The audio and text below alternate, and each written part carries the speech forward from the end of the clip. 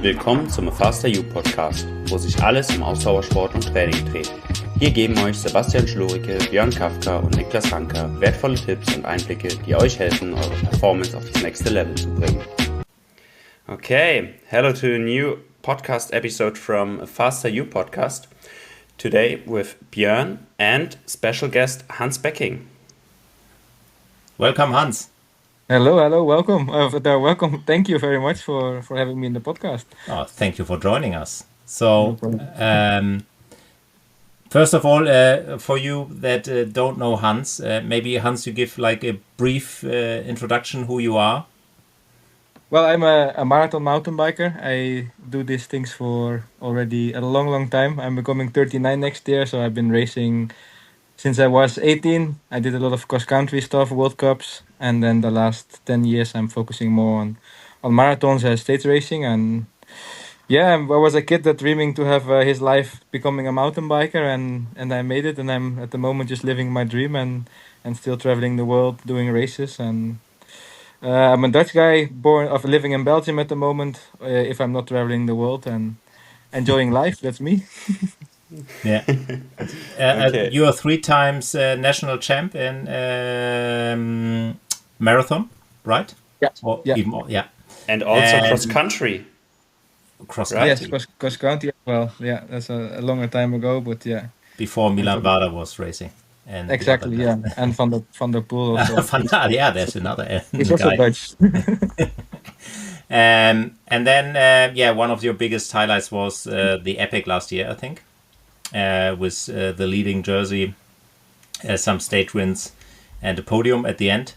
And this is more or less a topic today. We like to talk about the Epic because Hans Becking is not doing the Epic. Why not? Well, because I'm not fit enough at the moment.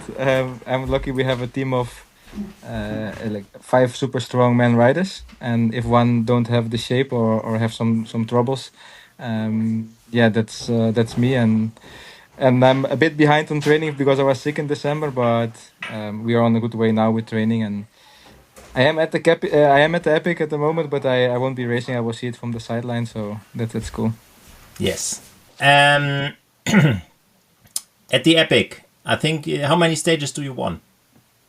In total, I won 6 stages. So when I was here in 2023 or 22 with the 22 with the COVID, we Yes. did it in October, and then with Jose Diaz, we were on a really good flow, and we won from the last part of the Epic, like the second part, we won 3 stages, and then last year with Wout we won 2. So Yes. in total it's 5, not 6.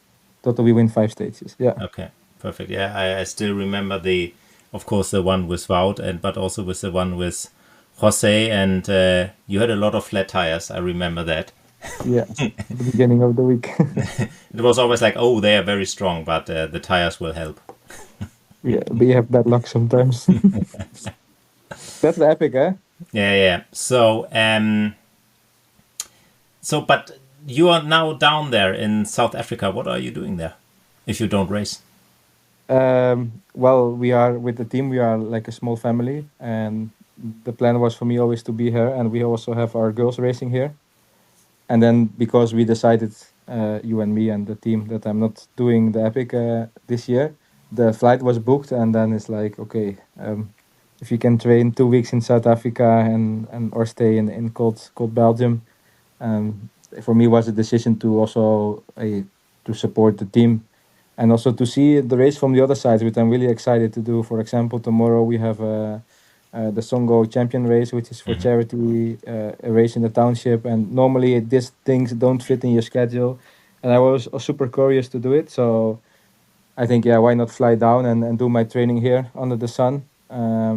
Take the heat training hype, take it here and use it. And then support the team as well, and also see the race from another side. And I think also you can learn a lot of that from seeing other things that you won't see when you're racing. So I see it for me to grow a little bit and also start to understand races as CapeEpic, how they work, and do my training, which is perfect here. So that's why I'm here. Yeah. The race that Hans is doing is a charity race, a Songo race. I think it's Still, Christoph Sauser is organizing it, yeah, or Yes. is the main figure behind it. And it's a quite unique race. It's through the township of Cape Town, and it's it's really amazing how many people are there, yeah. And it's usually people that you usually don't see at a race, yeah. So it's quite interesting, and it's a pretty tough race, yeah. So It looks like 20 minutes full gas, so it will be a good long opener, and I yes, look really forward. you have never done it, I never done it, so that's what I say. Normally, we are like too focused on the Cape, yeah, and we want to yeah, yeah. save the rights. And there, it's a different environment, and it's always better to stay away and focus on the epic. But now it's perfect for trying it out Yeah. and seeing doing these things. So now questions that I maybe can answer myself, but we can discuss it. How to train for the epic? Yeah, how to do it? As it is 8 days, I think the base is one of the most important things. Yeah, To have a huge base with the volume that you can do 4 or 5 hours days, like that. And then I think the VO2 max is one of the most important values here, and the threshold, because you're pushing all the time. From the gun, the Cape Epic before was always sometimes a bit more relaxed moment and some easier stages, but since now the Cape has become like everyday cross country races with really high power outputs, and how to train for it. I think you can more say something behind, but for me as a rider, it feels that you're always building a pyramid. So we start with a lot of base rides, a lot of hours, so you have you can like it.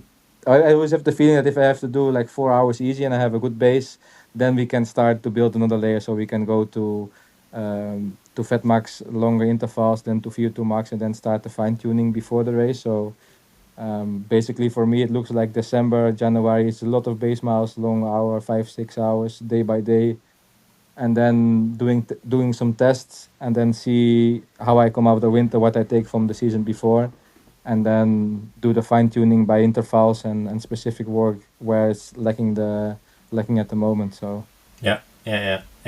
This is why we are not doing the epic now with you, because we lost some weeks due to illness, and you're right, and this is the hard part for especially European riders, doing a lot of kilometers. You of course travel a lot and can stay in warm places, but getting the miles in is always very important.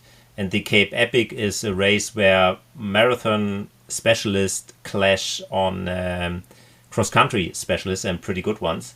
And I think the first year when Nino won, I think it was with Stirnemann, everyone was pretty amazed how strong they were, and they were riding from the start super high power, fast, and everyone was struggling, and everyone said, okay, they can't hold that pace for 8 days, but they did, and this is really how the race changed. And then later with guys with Avancini, Fumic, and all the other marathon specialists, cross-country specialists. So the training adapted over the years. I think a big role also plays now torque, so being able to push really, really big gears. The area is pretty rough sometimes. So and VO2 max, and trying to find the right mix to manage it. But the volume is key for this race. If you lose 3 weeks of training, it can be pretty nasty to get back in shape.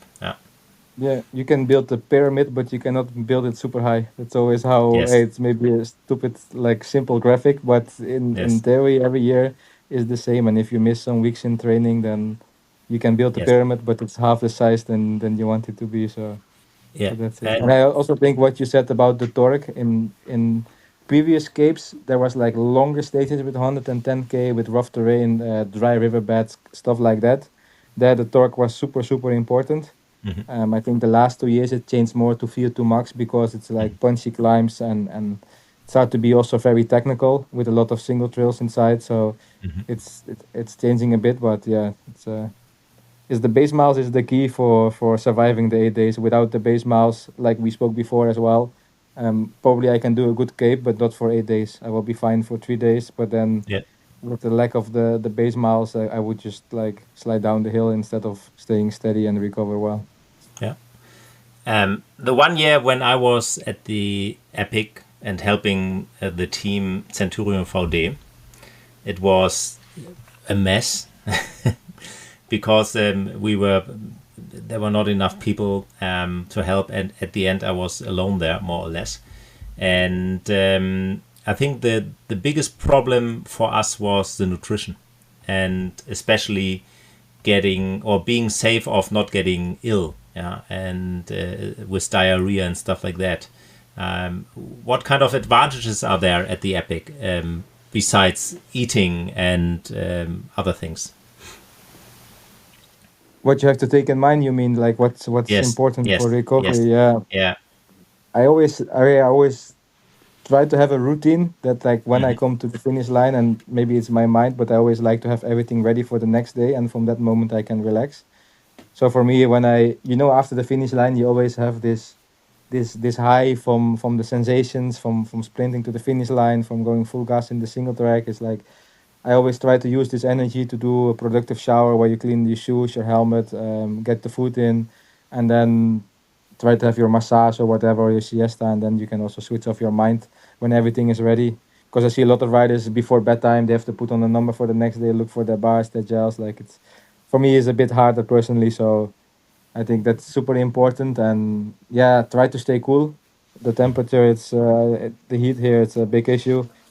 So yeah, that's why the thing that if you have a good protocol for recovery day by day and you keep using it, and try to save or try to gain so many time that you can relax, like to have so many quality time to really recover, it makes a huge difference. And I always try to focus on that as well, going day by day. Hmm. Hmm. You have some routines with your food. So, what's your Yeah, favorite food during a stage race to eat these amounts of carbs? yeah, it's always yeah. It's difficult for me to eat simple, but like I like to have some good food. But I think the most important is to eat very clean, just to stick with rice and some eggs, and have just your protein in, and try to avoid salads and this kind of stuff, what is maybe stand a little bit too long in the water, or it's more fragile for bacterial issues. So it's yeah, and I also like just to eat things that you like, because if it's like something you don't really like to eat, like for example you don't like rice, it's difficult to get the carbs in from the rice. So if you prefer pasta, better stay with pasta or gnocchi or other kind of stuff. So it's also try to eat what you like. It goes more easy, like normal. So but no, for me, I'm not very special. I just like to have different food every day by day, so not every day the same, because then I get a bit angry or I get annoyed if it's quite simple. And yeah, try to avoid like sketchy stuff that are like dangerous for, or that also with like a lot of red meat is a stress for your stomach. So it's like you don't want to lose this energy in your stomach, and just get the carbs in, and keep it simple, and as much as you can. And for me, I cannot eat too much directly after the stage, so I always try to do small portions every 2 hours, or take a sandwich in the middle, or like every 2 3 hours we have a snack, or and then because if you eat a lot in one time, it's also for me it feels like a struggle. Yeah, yeah. Okay. Do you try to track your carbohydrates, what you eat after stage? That you have a like you try to eat 600 grams of carbs after the stage, or do you just do it by feeling and try to eat as much as you can? We had the plan once with Bjorn also. It gave me all the output and more or less calculate before, and then you try to get the carbs in. But what I realized is in these moments, the first day you do it, the second day you do it, and then the third day you got tired, and also it feels like your body get more efficient. I feel like that I have to eat less food also inside the race, less gels and bars by the end of the week. Probably Bjorn is gonna say that's not very good, but at one point your body start to be super efficient in an 8 days race like this. So you feel like you're eating less, but I tried it, but it's super difficult, because I think in the Cape you have to eat when you're hungry and when you want. So and then probably it will be enough. Your body will tell you if you eat too much or not enough. Yeah. It's really hard, and I think there's only one rider I can recall that is really eating every day very high amounts of food. Andy Sewald. It's crazy how much he's like the destroyer. But what you described is a classic, yeah? So VO2 max is going down, VLA max is going down, so you're becoming more efficient. This is why you don't eat more. Or don't have the sensation of eating more, and also in the race you're eating a little bit less. So quite normal, yeah. Actually, you're becoming more efficient, but you also lose a little bit of VO2 max. This is why you always need to eat a lot, Hans. Yes, I know. Yeah, it's true. Yeah. But it's difficult. You wake up. Yes. We start every day at 7 o'clock, and then you have to wake up at 5, and then like the first 3-4 days is fine, and then you wake up like a zombie, and then you have to eat this whole amount of rice or oatmeal or whatever you want to eat in the morning, and then it's like you start to not eat it, you just like swallow it and try to make it fast, because it's like your body is it's like your body and your gut don't want to spend energy to digest it, and you say no, Yes. you'll be fine, just try it. So but yeah, I know Yeah. it's important, and I know I have to do better, but nobody's perfect. Yeah, absolutely. I think you do good. Yes. Yeah, I mean, yes, very good. What are your... Sorry. Yeah. Björn. No, Niklas, please. What are your thoughts about the tactics in the last years? I think when we saw the last races at the Epic, it were not just the pure power of riders, but also more a bit of tactics. What are your thoughts about this, and what do you think do you need to do to win the CapeEpic? The easy answer is follow Matthew Beers, but the long answer is to I think you have to manage really your efforts, what you do. It sounds a bit cheesy and easy to say, but everybody have this amount of bullets you can shoot the whole week, and you have to be really careful where you put your effort, and you have to say. And also it's super difficult to predict before the race, like we're gonna go fast in stage 4, and then stage 5 we're gonna go easy, because actually for me and Wout, the plan last year, for example, was to go really fast in the Queen stage, because it had a lot of climbing. We saw the stage before, big parts of it, so it was really good for us. And then finally we lost the yellow jersey and a lot of minutes. But in the Epic, is like you have to take the opportunities. So you have to be smart, always be in a good position. Tactical is important to stay in the front.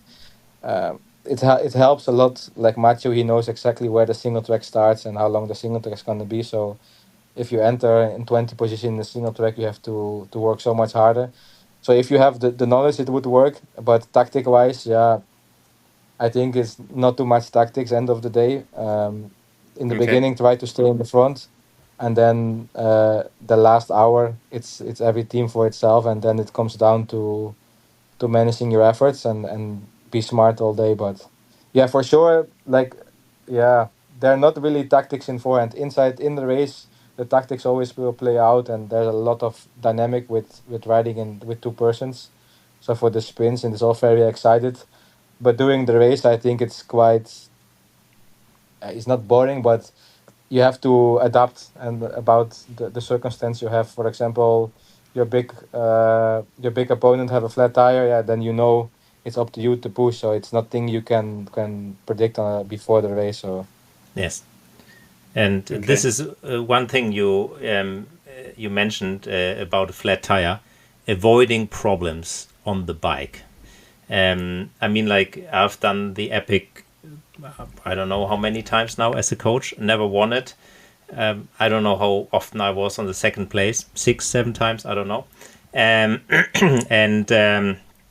someone got sick, or a frame was broken, or a shifting was not working anymore, or broken.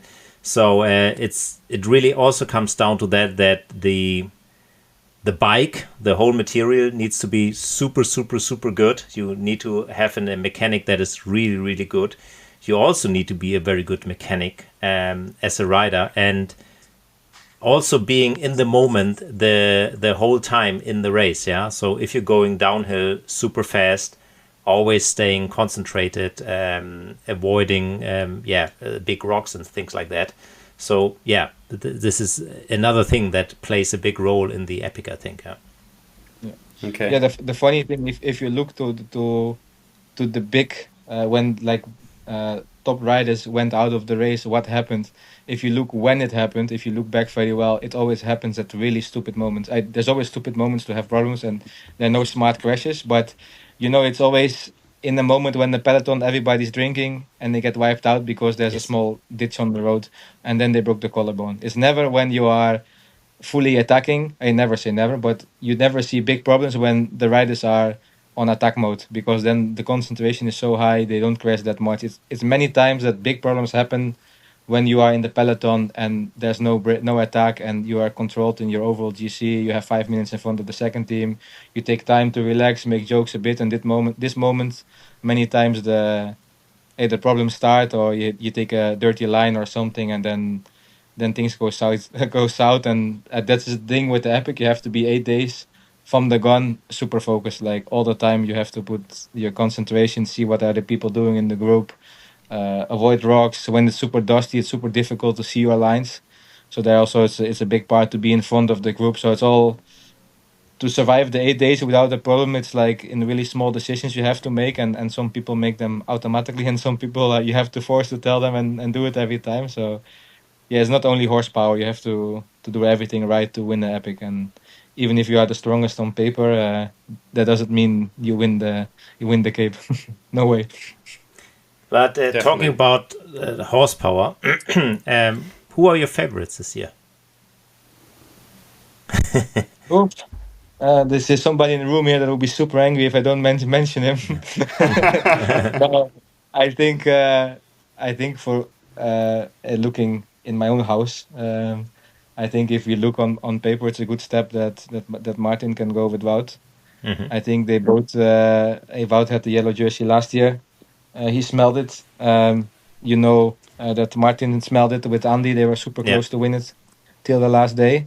So they both have the engine to do it. So I think also it will depend a lot of the goals of the cross country teams, because there's Villiers coming with a strong team. Nino, of course, they are super strong. So for me, it's those three. So Specialized, of course, they always come up with a super strong partner for Matthew.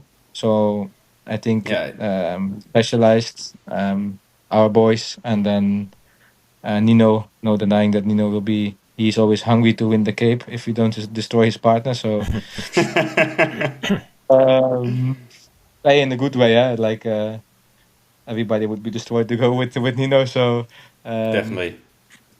yeah, for sure. I forget some teams as well. I think Speed Company, if they keep it together, they have the horsepower as well. So yeah, it will end of the week. Which of those teams don't make too much mistakes and keep everything together, and then I think we can expect a really really excited CapeEpic this year. Yeah. I think this Definitely. year is really quite hard to predict who's a 100% favorite. I thought about it quite hard yesterday, and as you mentioned, there are so many factors. Of course, Nino will be pretty good if he does not destroy his partner, and Matthew Beers with Keegan, Yeah. also pretty good.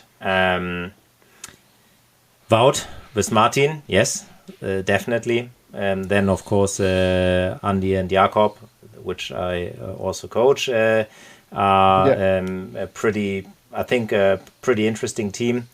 yeah, And the same with Georg, and Lukas Baum from Speed Company. If they the keep it, local.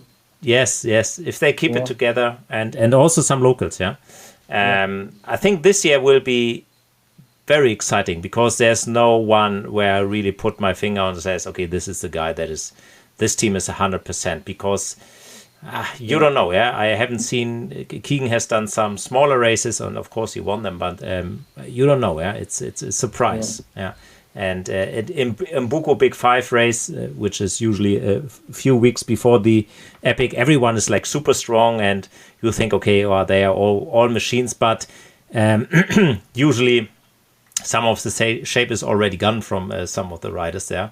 So I've seen that the last 3 years. Pretty interesting this year in the men's field. And then we also have the women. Yes. So what are your thoughts on that? Well, I was checking the women race a bit to see who's coming. Of course, the locals, they have some strong teams, but I think there's no denying that Specialized with Annika, the goat, Yes. for me in marathon races, one of the best riders in the world. Together with Sofia, who already had a lot of experience in the Cape, and think also have a big engine.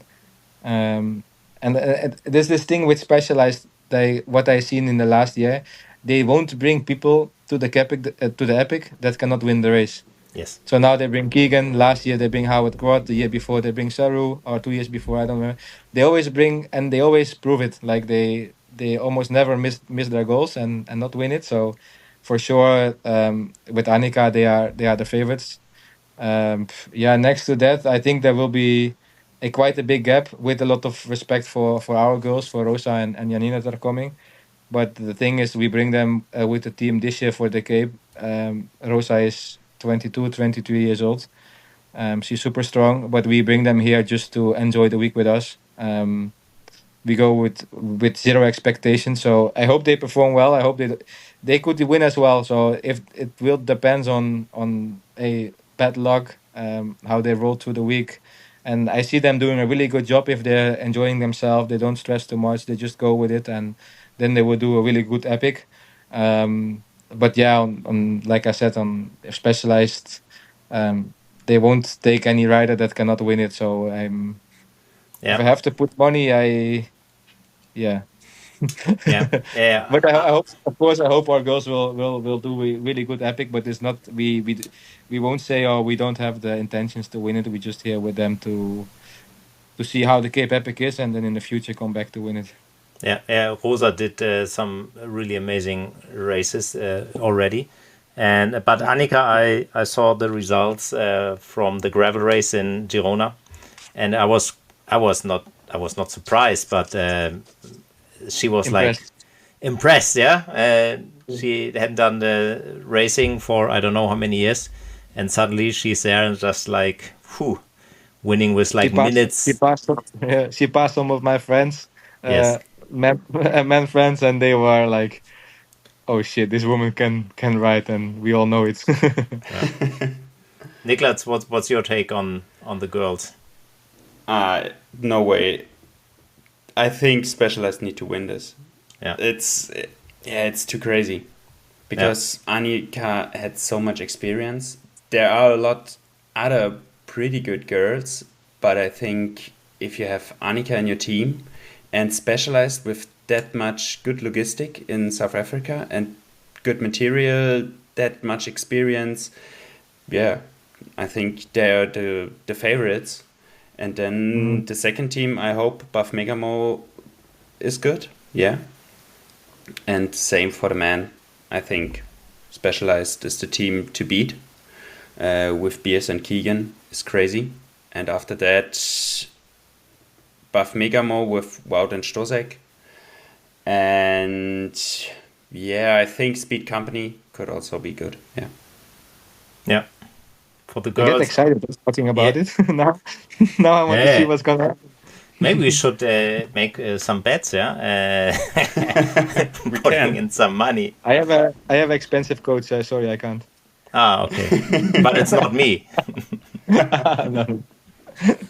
One girl team, Vera Loza with Alexis. Yeah. So Vera knows the course quite well. So let's see how she performs. And I see in the last year the women race, there are always like some surprises, which is very, very cool. Yeah. Let's hope for a good race. Yeah. So Hans, if you had to give some tips to a newbie on the CapeEpic, so when someone does it the first time, is maybe a good mountain biker, but never did the Cape Epic. What are your 5 tips or 3 tips you give him to do it or to survive it? Uh, oof, 5 tips, I don't know, but yeah, I think it's also if you look to the course this year, it's important to don't shoot your bullets too fast, because if you see the last 5 stages this year, they are all 5 of them. They are like proper marathon 1 day races, like 5 in a row. So it's good to do in the beginning, right on 90%. Don't kill yourself, or yeah, don't kill yourself the beginning of the week. Pace your efforts. Super basic. Then I think the days before the race are super important, because you want to be fresh, you want to be rested, because for sure your sleep's gonna go down, you will be tired, you're not hungry anymore. So if you are super fresh and ready for the race, this will help you a lot. So go to bed in time, get a bit used to the early wakes up. Go to bed at 8 o'clock, because you're gonna wake up every day at 5. Take your rest. Take some probiotica, because you pass a lot of river crossings. Different kind of food. Your stomach will be. I will have some tension, of course, with the different side of the world if you're coming from Europe. And yeah, just yeah, enjoy it. It's maybe a bit cliche or boring, but Cape Epic is a one in a lifetime experience. If you ask all mountain bikers, hey, you race, yeah, what you do? Cape Epic. Oh, okay, this is the race everybody knows. And then if you're in it, 8 days, the time it goes really really fast. It flies by. So really try moments to enjoy it. And then a last tip. I think I reached more or less 5 now. Yeah, All that's good. okay. I think the last one is that you just have a good partner, and it's easy to say, but just have somebody that you can take a lot of shit off. That you can also like he have to say shit to you, and you have to say shit to him. So you have to be really trust each other as well, and don't go with somebody that you hardly know, or just go because you want to go, because then better save for another year that you can go with the guy you really want to go with, or the woman, because it's going to be hard 8 days. I always say in 8 days in a states race, you get to know about the person as same as you are married for 5 years. You will go to Lowe's together. You will, yeah, but it's really true. If you do a race like this together, it's Definitely, yes. you. Yeah, I think, yeah, you will know that you have like a bond or a relationship with somebody that's really strong. So don't do it with a random guy just to do it because you want to do the Cape. Then rather wait till you find and do it with a good friend, and enjoy it. And speak, like, the communication inside the race. It's the most important. Like, it's nice to destroy your partner that you're stronger, but then if you are stronger, be smart. Don't overdo it, and then maybe one day you have to hold back maybe a little bit, but by 8 days, if you don't destroy your partner the first 2 days, you will also have fun by end of the week, and just ride smart. Yeah, and Nice. the strength always shifts. Yeah, I can see that with some riders. Some days the one guy is stronger the first days, and then if he killed himself in the first 3 or 4 stages, then he really suffered a lot, and the other Yeah, one is then taking over. So yeah, always keep that in mind. yeah. And Okay. it's not only inside the race, because if you take care about your partner next to the race, like you get the coffees, you pick up the bags, you clean his bike, like this small kind of stuff. By the end of the week, it makes a huge difference. So if you are the stronger one, be nice, and if you are the weaker one, or yeah, the weaker one, just say in time that you don't overcook it. But also here, if you once you are cooked and your body temperature heats reach the limit, then it's hard to recover, and then the day is going to be very very long and painful, and then the fun part, you lose the fun part a bit, and then it's going to be a long week. Okay. Perfect. So, what are your plans for the week? I saw you are in South Africa now, but not racing. So, what do you do? We already talked Well, about that. Oh, sorry. no, it's just the But summer race, and I'm going to support the girls, yeah, and we're going to do a lot of cool stuff. Okay. The social medias get super important nowadays, and we're working hard on that. And I find out that a lot of people want to see more behind the scenes stuff. So what does the media team here, how long do their days last, what they do, what does the riders do in the afternoon when there's no camera. So and I have my connections everywhere, and I can. Hey, the doors are always open. So I Nice. can. I want to show also this for everybody that to see behind the scenes what's going on. And but most of all, I'm gonna train. I want to see the race in the morning, and then Bjorn will still make me a good plan, and then we try to build the shape, and that is not over for me yet. No, Nice. no, absolutely not. Next year we will win. That's the plan, huh? That's the plan. Yep. All right. Okay. I have no more questions. Niklas? No? Hans, thanks a lot for your time. Enjoy the heat. We, of course, stay in contact the whole time. We talk tomorrow, I think, or you write me a message after the Songo race. And enjoy the week or the days now in South Africa. I will. Thanks for having me, and I hope it helps. Yes. Thank you. Thank you. Bye-bye. Bye-bye.